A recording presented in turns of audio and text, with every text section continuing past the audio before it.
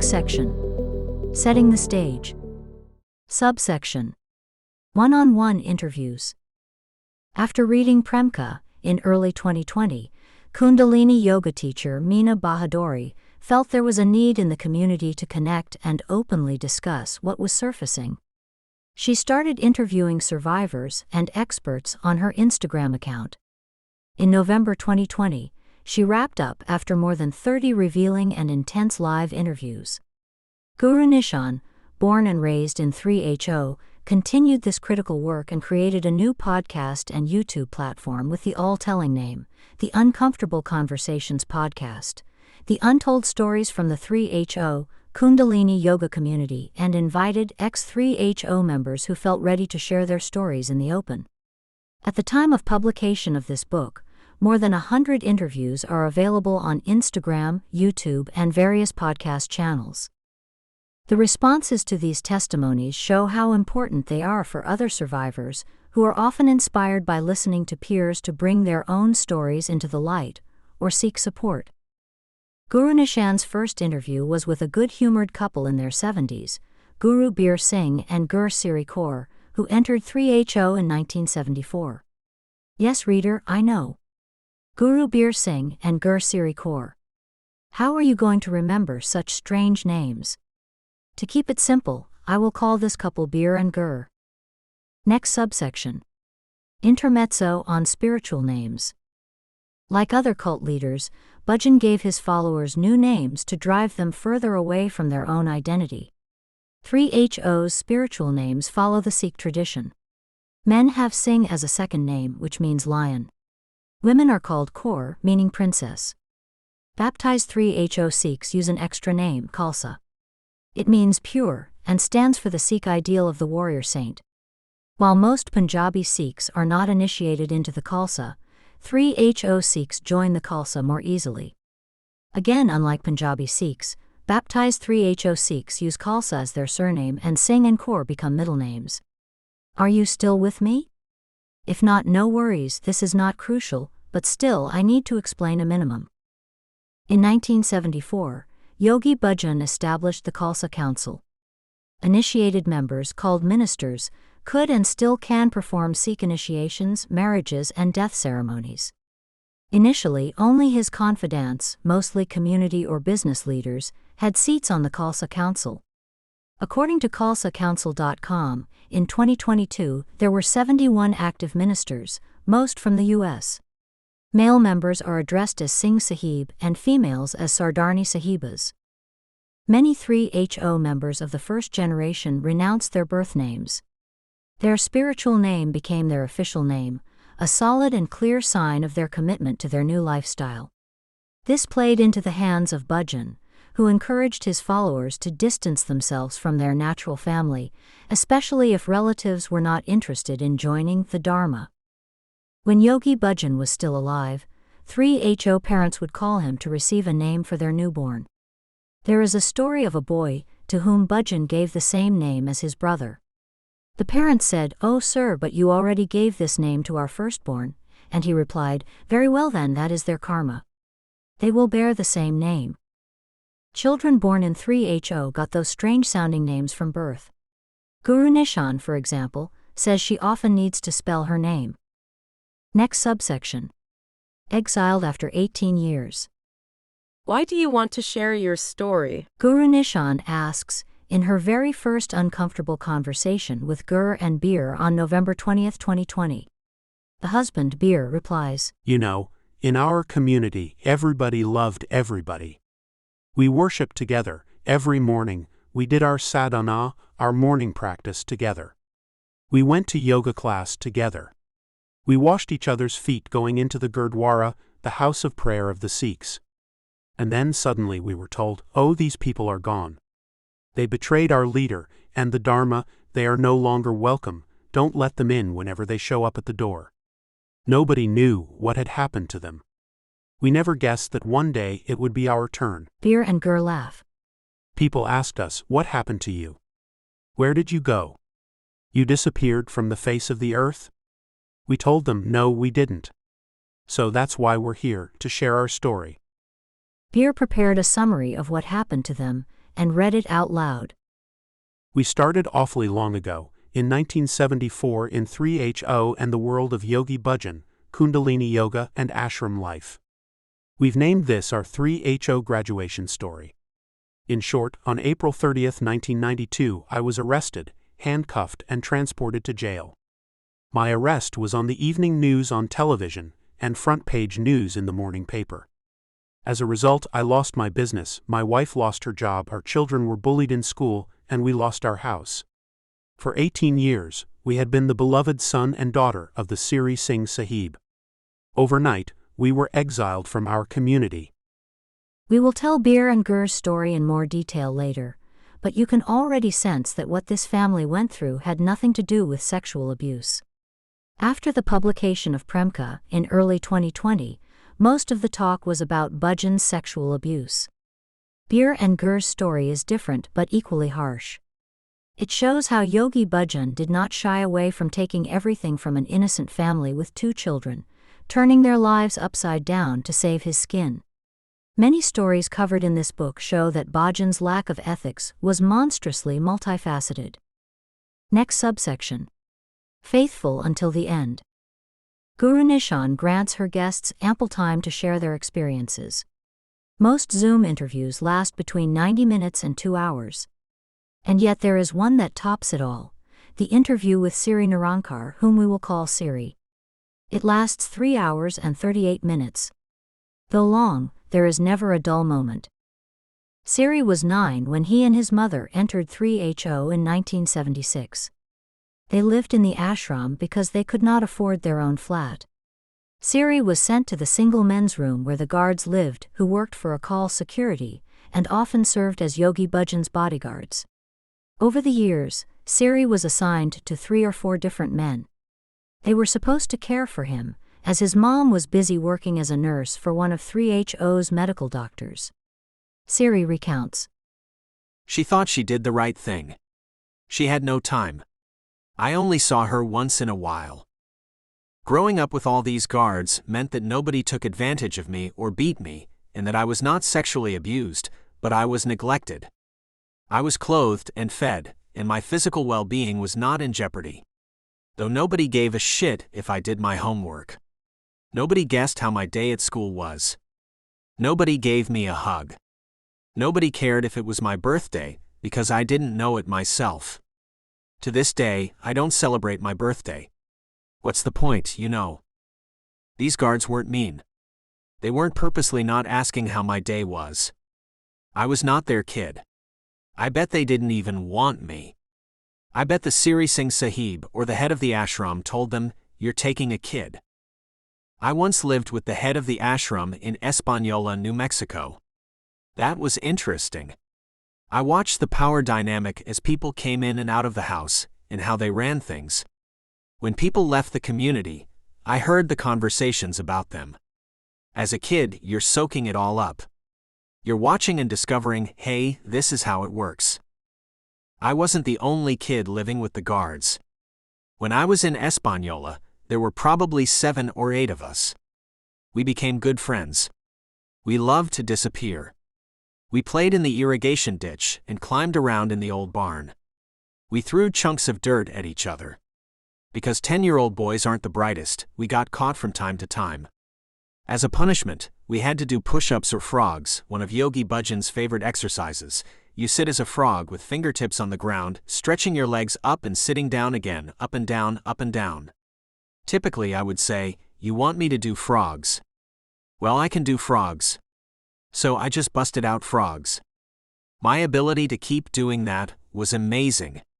What I figured out as a kid was that I could take punishment longer than they were interested in punishing me. We knew how to play the game. It was not that difficult. I learned how to quietly do what I wanted, how to make my own plans, and how to avoid problems. I knew the power dynamic, and became more and more able to deal with it. We learned to lie like the best. There was no other way. Everyone was lying, and hypocrisy was the norm. But don't get me wrong. I don't mean to make it sound like it was all good. I remember being lonely. How I longed for an adult who would hold me. Someone who would genuinely care about me. I went to a different school every year. I had dreamed of going to military school, but at the age of 14 in 1981, I was sent to a boarding school in India together with other 3HO kids.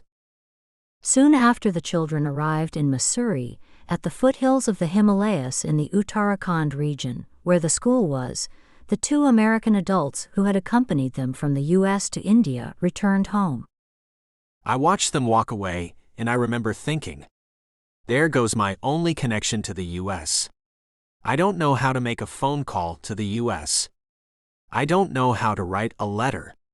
I don't know anything. That's my only connection to the U.S. that just walked away. That was a strange feeling like, wow, okay, I am really on my own now. I am really on my own. After all, India was the most stable part of my childhood. I appreciated that part of India. At least I knew where I was going to school next year, and I wouldn't have to make new friends. Siri stayed in India for the next 5 years. A few days after he had returned to the U.S., he was having lunch with 7 fellow students at a community gathering. Yogi Bhajan joined them at the table. He said, "You will all go to college. None of you will have to pay for it, I will pay for you all." Later, when the boys inquired about how they would get the money, they were told, He didn't mean that, it was just a joke. Siri started working for a call security and often served as a personal bodyguard to the master. I was willing to give my life for him because he was serving something big. And I was serving him to do that. I threatened people for him. I heard him say to people, "You're going to be a prostitute." He told a friend, "When you get to St. Peter's Gate, I will be there. I will make sure you don't get in." My friend wrestled with this for years. Rationally, he knew it was a bunch of shit, but in the back of his mind, he was afraid it might be so. I watched the Siri Singh Sahib do those things, and I should not have stood by. But I was 22 years old, you know. At one point, Siri's boss at a call security was a young woman. He thought she was incompetent, arrogant, and a bully. However, she was protected by the Siri Singh Sahib. Regularly, Siri and his teammates were called to the ranch. On those occasions, Yogi Bhajan yelled at them for their behavior toward her. Then one day, they were called in again. I had a principle I took to heart. I bow to no man, I bow only to the Guru. By Guru. Siri means the holy book of the Sikhs, the Guru Granth Sahib. So I never touched Yogi Bhajan's feet, as most people did. That day, he told me to get over to him.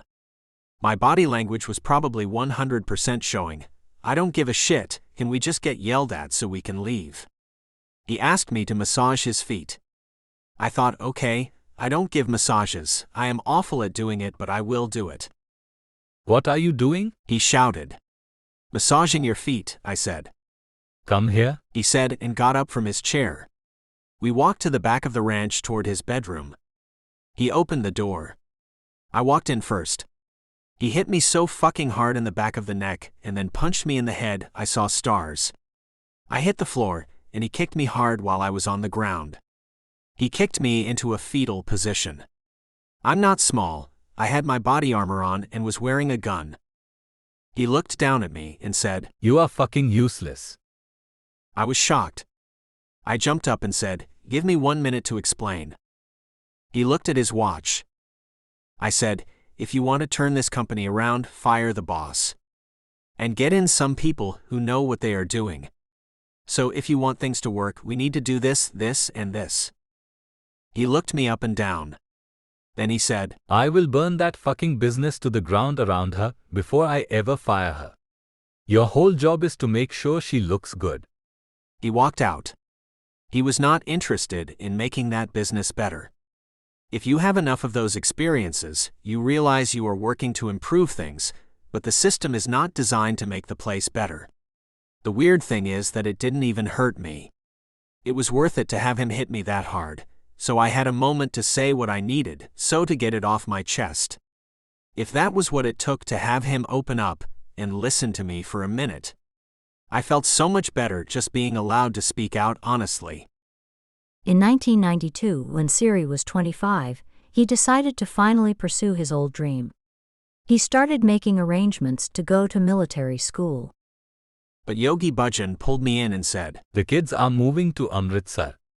that was the place in India where 3HO was building a new school. I need somebody to go over there and take care of these kids. You know India. You know the program. You know these kids. You can do this. Of course, he promised me many things he never delivered. But he knew me.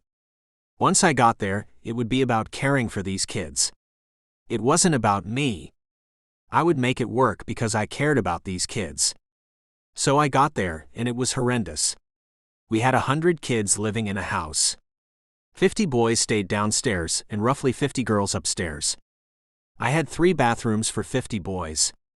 They had just come from another pretty crappy school, in a pretty crappy situation. The academics in the school they were going to was a joke. The living conditions were subpar for sure. I didn't have enough food for the kids. Even the little ones had to wash their own clothes, as I had no money for the laundry service. And meanwhile, the Siri Singh Sahib called me regularly to run political errands and get things done for him in India. I said, Sir, I need these things and these things to run the school and to do the things you are asking me. He said, Yes, I will get them for you. but he never kept his word. Then he called me. Did you do what I asked you to do? I said, no, because you were supposed to give me this and that. He always had excuses every time. It slowly started to dawn on me, if my word is supposed to be ironclad, isn't your word even more important? If you're going to take the perks of being in charge, you also get the responsibility, and you are held up to a higher standard. That's just how it works. If you have any honor, that's how it is supposed to work. So, I started to get disillusioned. I said, look, I need $50 a day per kid to feed them. Why don't I have enough food for the children? I started to challenge him directly, always polite but firm. Things were really disjointed and disorganized at the leadership level. It was a mess back in America and in India. We uncovered fraud in the building of the school. Nobody cared. There was embezzlement of funds. People told me, we know what the kids are paying. But the money was not there. We did not know where it was. So I said, I hope you can figure it out. I gotta go back and take care of those kids. I did not have the bandwidth to deal with all that. After 2 years, Siri returned to the U.S. He was determined to do his own thing and became a paramedic. He worked for a few years on his own account. When Yogi Bhajan's health started deteriorating, the nurses regularly called Siri to the ranch to give the master his injections. He was such a baby about needles. He was terrified of needles. I said, you're a big strong man, give me your hand, and boom, it was in. I didn't give a shit. Can't you handle a needle? Harden the fuck up, son. You know, all these cheese sticks, pizza and all that shit are what got you here. Do you know what he used to do at the movies? How he got his popcorn. Yeah, with M&Ms at the bottom and popcorn on top. Not just M&Ms. A layer of popcorn, a whole order of nachos, an entire box of M&Ms, and popcorn on top so the staff wouldn't see. He ate awful. That's what did him in. Things really changed between us during that time. I was in the back of the car when he was driven miles and miles to the hospital in Albuquerque. He had heart attacks and missed toes from diabetes. He had one kidney, was in constant pain and was drugged to the gills. His life was miserable. Compassionately I was saying, I forgive you. Hurry up and die. You have no quality of life. What are you hanging on for? It felt good I could take care of him in the end. For all the shit he did to people I know, and to me. For all that I had watched him do, I said, I'm going to be big and have a big heart. I am going to take care of you. I am going to watch you die. It got to a point where our conversations were so frank. The staff asked Siri more and more to visit Yogi Bhajan. They said, We ask you because you don't want anything from him. You're not going to be a drain on his energy. You're a distraction, a couple of minutes of entertainment for him. He really enjoys seeing you. So Siri stopped by occasionally. One day, they called him in to give another injection. While everyone else in the room had taken the habit of using whispering voices, Siri just used his normal voice to greet him. How are you doing, sir? I leaned over to listen to what he had to say. He said, Well enough to kick your ass. I just stood up and laughed. Oh wow. No doubt, sir. No doubt at all. Okay, what are we here for today? That was my goodbye. I felt really good about where we were at. 2 days later, Yogi Bhajan died. Siri had arranged with his boss at the ambulance to drive Yogi Bhajan's dead body to the funeral home in Santa Fe. It was at night. They had to go to a dark alley behind the funeral home, where there was a walk-in cooler. With his bare hands, Siri placed the master's body on a shelf in the steel refrigerator. It looked like it could have been an industrial kitchen, but instead it stored bodies. He closed the door and stood in the alley looking at the walk-in cooler door and said, That's quite an end, buddy. Where's all your power, jewels, cars, and people? They're all fucking gone. And that was the end of it. Siri did not go to the funeral. He forgave Yogi Bhajan. Siri ends his 3.5-hour-long interview with the following words. There's obviously a huge fracture in our community right now. For simplicity, there are deniers and there are believers. I don't know why we can't all get along. Why can't someone who denies all this say, I can't deal with it? He's still my spiritual teacher who brought me to the feet of the Guru. Yoga and meditation work for me, and I will leave it at that.